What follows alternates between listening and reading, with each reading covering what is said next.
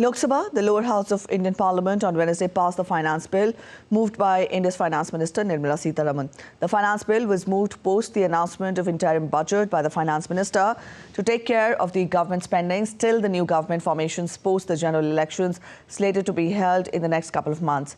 It will now be introduced in the Rajya Sabha, that is the upper house, for recommendations. The finance bill in this year's interim budget does not propose any change in the tax structure, as the final budget will be tabled in July after the 2024 general elections in India.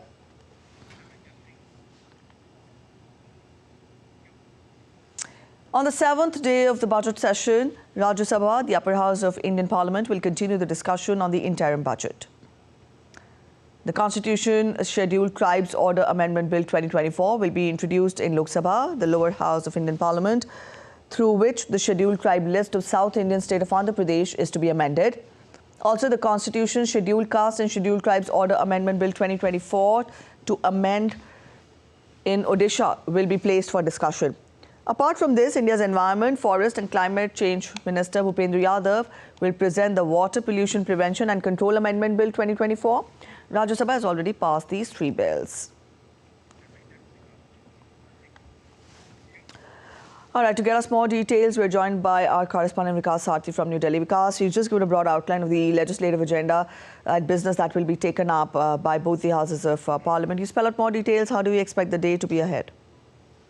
Right, Preeti. So these three bills, as you just mentioned, these bills have already been passed by the upper house, the Rajya Sabha, and now today Lok Sabha will take up these bills. As far as the budget-related activities are concerned, you just mentioned that finance bill was passed yesterday, and with that, interim budget has been passed in the Lok Sabha. Now, Rajya Sabha is discussing provisions of interim budget. Once it is over, it will be returned to the Lok Sabha. And another bill, Preeti, which was brought to the lower house recently, which was related to prevent the paper leak incidents and use of unfair means in the competitive examinations. That bill is likely to be taken up by the Rajya Sabha today or tomorrow. Apart from it, as you're just aware that the session has been extended by one day. On Saturday, we expect that Finance Minister will bring a white paper on the state of economy during UPA regime, that how, as the Finance Minister says, that 10 years were lost due to inaction and policy paralysis of UPA government. So on that day, the budget session will be over with that white paper in the House, and discussion on the mismanagement and the inaction on the part of UPA regime in a decade which Finance Minister said was a golden decade for the Indian economy, and because of that incompetency of the UPA, the country has lost golden 10 years for making India one of the largest economy in the global economy.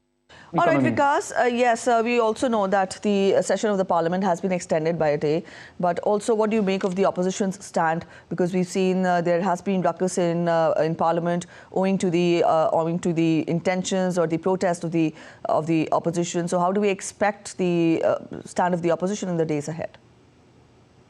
Right, Preeti. So, though there was some opposition MPs were making some kind of ruckus in the House earlier, but we saw that there were no adjournments because of that disruptions, and we expect that once the session is over and chair in both the houses will give facts and figures that how many hours there were productivity in both the houses, the outcome will be much better than the previous sessions.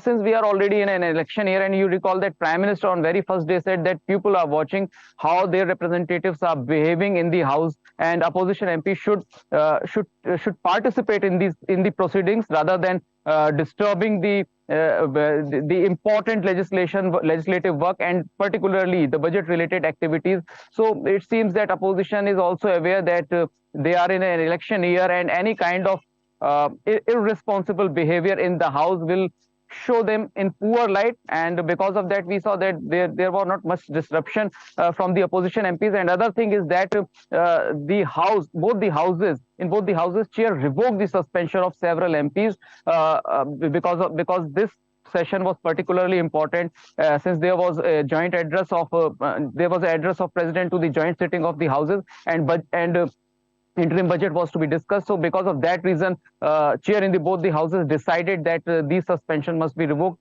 And after that, we saw that now opposition MPs are not bringing any kind of placard as as advised by the chair in both the houses. All right, Vikas, we leave it here. Thank you for joining in with those details.